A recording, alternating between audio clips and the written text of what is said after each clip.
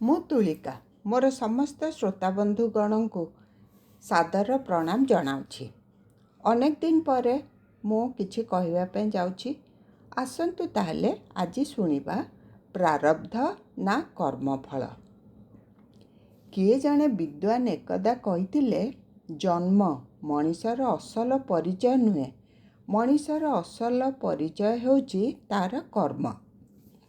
ସେଇଥିପାଇଁ ମହାଭାରତର ମହାରଥୀ କର୍ଣ୍ଣ କହିଥିଲେ, ଉଚ୍ଚ କୂଳରେ ଜାତ ହେବା ଦୈବର ଅଧୀନ ହୋଇପାରେ, ମାତ୍ର ପୁରୁଷକାର ମୋର ଅଧୀନ ଅଟେ। ଗୀତାରେ ଭଗବାନ ଶ୍ରୀକୃଷ୍ଣ ବି କହିଛନ୍ତି, ମୁଁ କାହାରି ଭାଗ୍ୟ ତିଆରି କରେ ନାହିଁ, ମଣିଷ ନିଜେ ନିଜର ଭାଗ୍ୟ ତିଆରି କରେ। ଆଜି ଆମେ ଯାହା କରୁଛେ ତା'ର ଫଳ କାଲି ପାଇବା। ଆମେ ଆଜି ଯାହା ପାଇଛେ ତାହା ଆମର ଗତକାଲି କରିଥିବା କର୍ମର ଫଳ। କିଏ କହିଲା ମଣିଷ ଖାଲି ହାତରେ ଆସେ ଏବଂ ଖାଲି ହାତରେ ଏ ସଂସାରରୁ ଫେରିଯାଏ? ଏହା ସତ୍ୟ ନୁହେଁ। ସତ୍ୟ ହେଉଛି ଏହା ଯେ ମଣିଷ ତା'ର ଭାଗ୍ୟ ନେଇ ଆସିଥାଏ ଏବଂ କର୍ମଫଳ ନେଇ ଫେରିଯାଏ।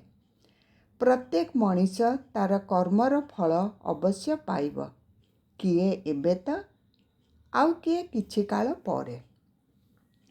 ଏକଦା ୱିଲିୟମ ସେକ୍ସପିୟର କହିଥିଲେ, ମଣିଷର ଭାଗ୍ୟ କେଉଁ ରାଶି କି ନକ୍ଷତ୍ରରେ ନଥାଏ, ସେ ନିଜେ ହିଁ ନିଜ ଭାଗ୍ୟର ନିର୍ମାତା।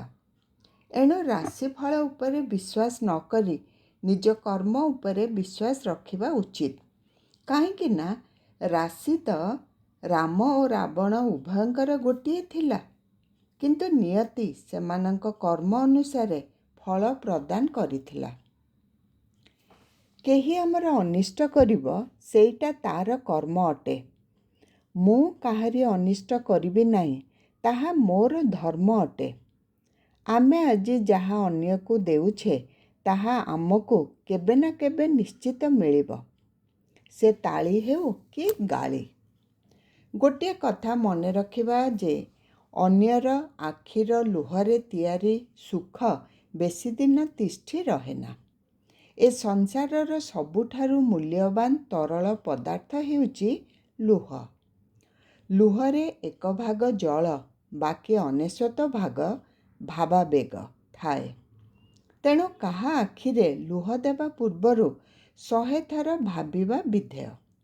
କାରଣ କର୍ମଫଳ ବଡ଼ ନିଷ୍ଠୁର, ସେ କାହାକୁ ବି କ୍ଷମା ଦିଏନା, ଶୁଦ୍ଧ ମୂଳ ସହିତ ସମସ୍ତଙ୍କୁ ଫେରେଇ ଦିଏ। ଆଲେକ୍ସାଣ୍ଡର ପୋପ୍ ଏକଦା କହିଥିଲେ, ଭୁଲ କରିବା ହେଉଛି ମଣିଷର ପ୍ରକୃତି, କିନ୍ତୁ ଭୁଲକୁ ମାନି ନେବା ହେଉଛି ମଣିଷର ସଂସ୍କୃତି ଏବଂ ଭୁଲକୁ ସଂଶୋଧନ କରିନେବା ହେଉଛି ମଣିଷର ପ୍ରଗତି। ସରଳ ମଣିଷଙ୍କ ସହ ଛଳ କପଟ କରି ଖୁସି ହେଉଥିବା ବ୍ୟକ୍ତି ନିଜକୁ କେତେ ବି ଚାଲାକ ଭାବନ୍ତୁ ନା କାହିଁକି, ଅଜାଣତରେ ସେ ନିଜର ବର୍ବାଦୀ ବା ଦୁଃଖର ସମସ୍ତ ଦ୍ୱାର ଖୋଲି ଦେଇଥାନ୍ତି। ଯେଉଁ କର୍ମର ବିଚାର ଅଦାଲତ କରିପାରେ ନାହିଁ, ତା'ର ବିଚାର ସମୟ ହିଁ କରିଦିଏ। ଆଉ ସମୟ ଯେତେବେଳେ ବିଚାର କରେ, ସେତେବେଳେ ସାକ୍ଷୀ ପ୍ରମାଣର ଆବଶ୍ୟକତା ପଡ଼େ ନାହିଁ। କର୍ମ ପାଖରେ ନା ଅଛି କାଗଜ ନା କଲମ, କିନ୍ତୁ ଅନବରତ ସେ ମଣିଷର ଭାଗ୍ୟ ଲେଖି ଚାଲିଛି। ମନେ ରଖିବା କଥା ଯେ ଯେଉଁ ବ୍ୟକ୍ତି ଏବେ ଦୁଃଖ, କଷ୍ଟ ଓ ଅପମାନ ସହୁଛି, ତା'ର ପୂର୍ବ ଜନ୍ମର ପାପ ଲାଘବ ହେଉଛି। ଯିଏ ଏବେ ଅନ୍ୟକୁ ଦୁଃଖ କଷ୍ଟ ଦେଉଛି, ତା'ର ଆଗାମୀ ଜନ୍ମ ପାଇଁ ପାପ ସଞ୍ଚିତ ହୋଇ ରହୁଛି। ଏଣୁ ଯଦି ଆମେ କଲମ ହୋଇ କାହାର ସୁଖ ଲେଖିପାରୁନାହୁଁ, ତାହାହେଲେ ରବର ହୋଇ କାହାର ଦୁଃଖ ଲିଭେଇବା ପାଇଁ ଚେଷ୍ଟା କରିବା ଉଚିତ। ଏକଥା ବି ବିଶ୍ୱାସ କରନ୍ତୁ ବା ନ କରନ୍ତୁ ଯେ ଜୀବନରେ ଯେଉଁ ମଣିଷ ଯାହା କର୍ମ କରେ, ସେ ତା'ର ପରିଣାମ ଭୋଗିବାକୁ ବାଧ୍ୟ। ପିତାମହ ଭୀଷ୍ମଙ୍କ ଜୀବନର କେବଳ ଗୋଟିଏ ମାତ୍ର ପାପ ଥିଲା ଯେ ସେ ଭରା କୁରୁ ରାଜସଭାରେ ଦ୍ରୌପଦୀଙ୍କ ବସ୍ତ୍ରହରଣ ସମୟରେ କ୍ରୋଧ ପ୍ରଦର୍ଶନ କରିନଥିଲେ।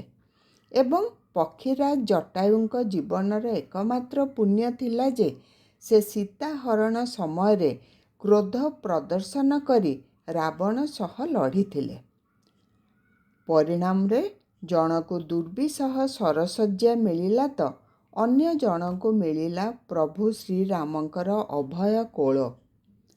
ଏଣୁ ଆପଣ ଯେତେ ଶକ୍ତିଶାଳୀ ହୁଅନ୍ତୁ ନା କାହିଁକି, କର୍ମ ଫଳ ଭୋଗ କରିବାକୁ ସମସ୍ତେ ବାଧ୍ୟ। ଏହି ପରିପ୍ରେକ୍ଷୀରେ ପୁରାଣରୁ ପ୍ରସଙ୍ଗଟିଏ ସ୍ମରଣକୁ ଆସୁଛି। ଆସନ୍ତୁ ଶୁଣିବା।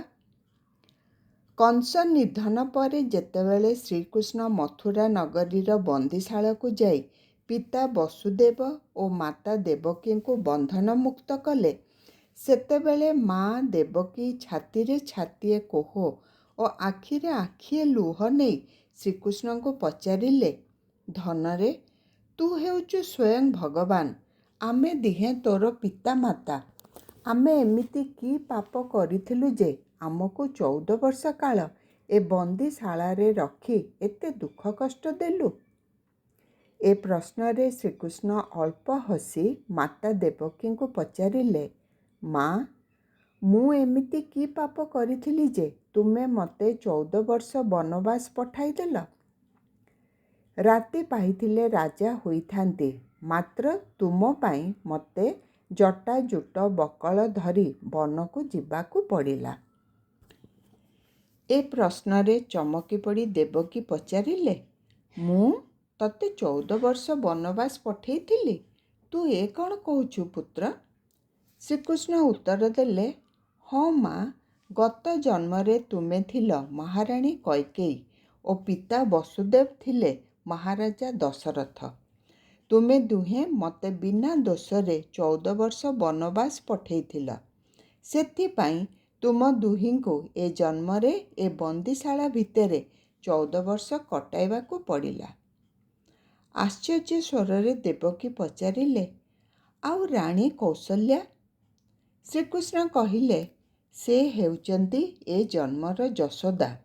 ଗତ ଜନ୍ମରେ ସେ 14 ବର୍ଷ କାଳ ପୁତ୍ର ବିଚ୍ଛେଦ ସହ୍ୟ କରିଥିବାରୁ ଏ ଜନ୍ମରେ ମୋତେ ତାଙ୍କ ସହ ଗୋପପୁରରେ 14 ବର୍ଷ କଟେଇବାକୁ ପଡ଼ିଲା। ପୁଅ ମୁହଁରୁ ଏ ଉତ୍ତର ଶୁଣି ନୀରବ ହୋଇଗଲେ ଦେବକୀ। ନିରପେକ୍ଷ ବିଚାରବନ୍ତ ଭଗବାନ ଯେ ନିଜ ପିତାମାତାଙ୍କୁ ପ୍ରାରବ୍ଧ ଭୋଗରୁ ରକ୍ଷା କରିପାରିନଥିଲେ, ଏ କଥାଟି ତାର ଜ୍ୱଳନ୍ତ ପ୍ରମାଣ। ଆଜି ନହେଲେ କାଲି କର୍ମଫଳ ଭୋଗ ଅନିବାର୍ଯ୍ୟ। ଏହି କଥାକୁ ଅନେକ ବିଶ୍ୱାସ ନ କରି ବି ପାରନ୍ତି। ମାତ୍ର ଏକଥା ଚନ୍ଦ୍ର ସୂର୍ଯ୍ୟ ଭଳି ସତ୍ୟ ଯେ ସ୍ୱର୍ଗ ମର୍ତ୍ତ୍ୟ ବୋଲି କିଛି ନାହିଁ। ଏଇଠି ସ୍ୱର୍ଗ, ଏଇଠି ନର୍କ। ଭଲ କର୍ମ କଲେ ସ୍ୱର୍ଗ ସୁଖ ମିଳେ, ମନ୍ଦ କର୍ମ ପାଇଁ ନର୍କ ଯନ୍ତ୍ରଣା ଭୋଗ କରିବାକୁ ପଡ଼ିଥାଏ। ପାଠକେ, ମଣିଷର ମୃତ୍ୟୁ ପରେ ପତ୍ନୀ ଏରୁଣ୍ଡି ବନ୍ଧ ଯାଏ ଯାଏ, ଆତ୍ମୀୟ ସ୍ୱଜନ ଶ୍ମଶାନ ପର୍ଯ୍ୟନ୍ତ ଯାଆନ୍ତି ଓ ପୁତ୍ର ଅଗ୍ନିଦାନ ଯାଏ ଯାଆନ୍ତି। କିନ୍ତୁ କେବଳ ଗୋଟିଏ ମାତ୍ର ଜିନିଷ ମଣିଷ ସହ ଈଶ୍ୱରଙ୍କ ନିକଟକୁ ଯାଏ, ତାହା ହେଉଛି ମଣିଷର କର୍ମ। ଏଣୁ ଈଶ୍ୱରଙ୍କୁ ନୁହେଁ, ନିଜ କର୍ମକୁ ହିଁ ଡରନ୍ତୁ। ଈଶ୍ୱର ହୁଏତ ଆପଣଙ୍କୁ କ୍ଷମା କରିଦେଇ ପାରନ୍ତି, ମାତ୍ର କର୍ମ ନୁହେଁ। ବାଛୁରୀ ଯେମିତି ଶହ ଶହ ଗାଈଙ୍କ ଭିତରେ ନିଜ ମା ଗାଈକୁ ଚିହ୍ନି ନିଏ, ସେମିତି କର୍ମଫଳ କର୍ତ୍ତାକୁ ହିଁ ଖୋଜିନିଏ। ଏଣୁ ଶାସ୍ତ୍ର କହେ, କର୍ମ କରିବ କଷ୍ଟ ସହି, କର୍ମରେ ଭଲ ମନ୍ଦ ନାହିଁ। ସତ୍ୟ କର୍ମରେ ଧର୍ମ ଅଛି, ଧର୍ମ କରିବ କର୍ମ ବାଛି। ନୀରବରେ କର୍ମ କରି ଚାଲିଲେ କର୍ମ ଅନୁସାରେ ଫଳ ଅବଶ୍ୟ ମିଳିବ। ପ୍ରତିଶୋଧ ନେବା ପାଇଁ ବ୍ୟସ୍ତ ହେବା ଅପେକ୍ଷା କେବଳ ଚୁପଚାପ ଅପେକ୍ଷା କରିବା ଉଚିତ। ଯିଏ ଅନ୍ୟ ଆଖିରେ ଲୁହ ଦେଇଛି, ସେ ନିଶ୍ଚିତ କାନ୍ଦିବ। ଆଉ ଯଦି ଆମେ ଭାଗ୍ୟବାନ ହୋଇଥିବା, ତାହେଲେ ଆମେ ତାହା ନିଜ ଆଖିରେ ଦେଖିବା। କାରଣ କର୍ମଫଳ ବଡ଼ ନିଷ୍ଠୁର। ସେ ନିମିଷକରେ ରଙ୍କକୁ ରାଜା କରିଦିଏ, ଆଉ ରାଜାକୁ କରିଦିଏ ଲଙ୍ଗଳା ଫକୀର। ଆଜି ପାଇଁ ଏତିକିରେ ରହୁଛି।